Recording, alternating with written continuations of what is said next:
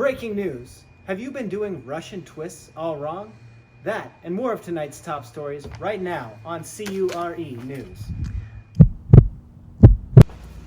Hey everyone, welcome to your CrossFit Cure at Home workout for Wednesday, April 29th.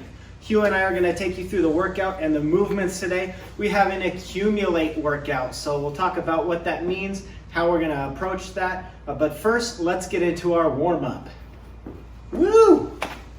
Our warm-up today is going to start with 16 alternating arm pullbacks. So one arm at a time and a pullback. It's supposed to work your lats here, so you're just keeping that arm straight and sending it back.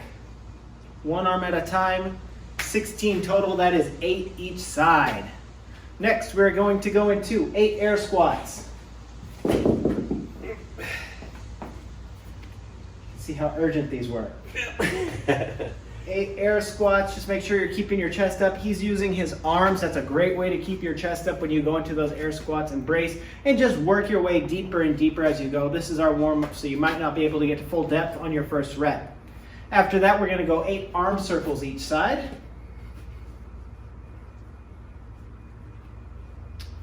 And he's doing them backwards and forwards. You can go 4 each way. We're actually doing 4 rounds of this warm-up, so if you want to do them one way one round and the other way the other round, you can do it that way. And we are finishing, the last movement is a 20-second plank hold. Plank hold.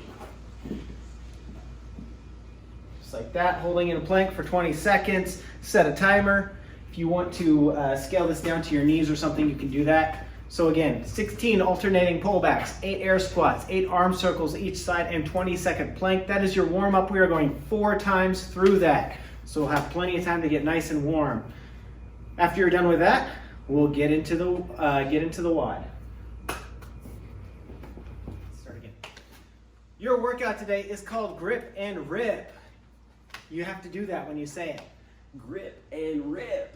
And it is an accumulate workout. So what that means is we're going to give you a bunch of reps, and you get to do those however you like. You can do them one movement at a time all the way through. That is going to really get that muscular burn, or you can break them up into continuous sets with smaller reps in each set. That is going to get your lungs. So it's sort of a pick your poison here. Our 3 movements are 100 American kettlebell swings.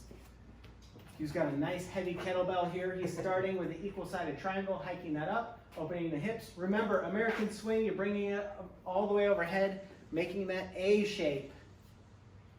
Depending on the kettlebell you have, I want you to be sure that you are not doing too much pulling with your shoulders. So if you've got a really heavy kettlebell, just bring it as high as your hips can drive it. So he's popping his hips at the top, going to a nice upright position, and only bringing it as far as his hips will drive that kettlebell up. Squeeze the glutes at the top, squeeze the hamstrings at the top. 100 American kettlebell swings. The next movement, 100 alternating plank rows. So we got some dumbbells for this. We're going to start in the easiest variation of this, which is in a tabletop position on all fours, alternating rows, one arm at a time, rowing that up. This is the easiest way. We will scale that back to a knee plank. And we can even scale up to a full plank. This is the goal here. This is the movement I want you guys doing. But again, you should be able to continue to move through this. It is 100 alternating plank rows, elevating or scaling with whatever weight we're using. We can make the weight lighter or heavier based on our ability. The last thing we're going to do is Russian twists, and this is what we wanted to spend a little extra time on today. This is how we typically see Russian twists done. Right? We all know that that's not a good Russian twist, but when we're doing 200 of them like we are today, we might end up like that. So we're going to focus a little bit more about better form in a Russian twist, remembering that our core is all our stabilizing muscles. So we don't want to be over twisting, compromising too much. That's a really good way to end up with injury. What we should do instead is slow it down, focus on really good movement, and really feel that burn from doing these correctly. So this is the way we're doing it. He's moving slowly to one oblique and back to the other. And he's got his feet on the floor. If you're doing a lot, this is probably the way you're gonna do it. We have the option to elevate, bend the knees, elevate the feet up off the floor. That's gonna add a level of difficulty. So that is by far our highest rep movement today, 200 Russian twists. So we wanna make sure we're doing those correctly. So scaling by decreasing our weight or increasing our weight, or taking the weight away completely and just focus on working that movement unweighted. Again, we can have our feet on the floor or up off the floor to make it more difficult. So one more time, grip and rip is 100 American kettlebell swings, 100 alternating plank rows, 200 Russian twists. You can do these all in a row. You can break these up into sets of 10, 10, 20, something like that. Again, pick your poison. One is gonna be harder on your muscular burn, one is gonna be harder on your breath. So choose that, get through it. We're going through all these for time. If we wanna scale the reps down, we can scale to 80 swings, 80 plank rows, and 160 or 140 or 120 Russian twists, something like that. So scaling the reps so it's something that we can get through, keep moving through. All right, guys, that is our workout today. Let's get into our cool down. Okay, guys, so you got through the workout now. Now we're gonna move into our cool down. All right, we got three movements. We're gonna start with some scorpions.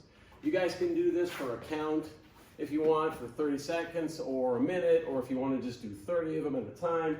But notice Levi is coming, he's bringing his hips over, he's touching that foot over against the wall. This is gonna get your lower back, it's gonna get your quads, it's gonna get a bunch of stuff. One of the things you notice is that when he is twisting, that his shoulder isn't coming off, go ahead and come the other way, Levi. That this shoulder isn't coming away from the ground too much. He's trying to keep that position so that that twist is in the waist. After that, we're going to move into some shoulder circles. We're trying to take away some of that tension that we built up in there from doing all those plank rows. And so we're going to be doing let's just do that for about a minute, okay, straight. And then after we've done that for a minute, we're going to move into our figure fours. This is going to be really good for the glutes, and stretch that out really well. This is going to stretch out your hips as well. You're going to want to hold each side for about 30 seconds and then alternate. And hold that one for 30 seconds. And then you'll be relaxed. So guys, that's it for today.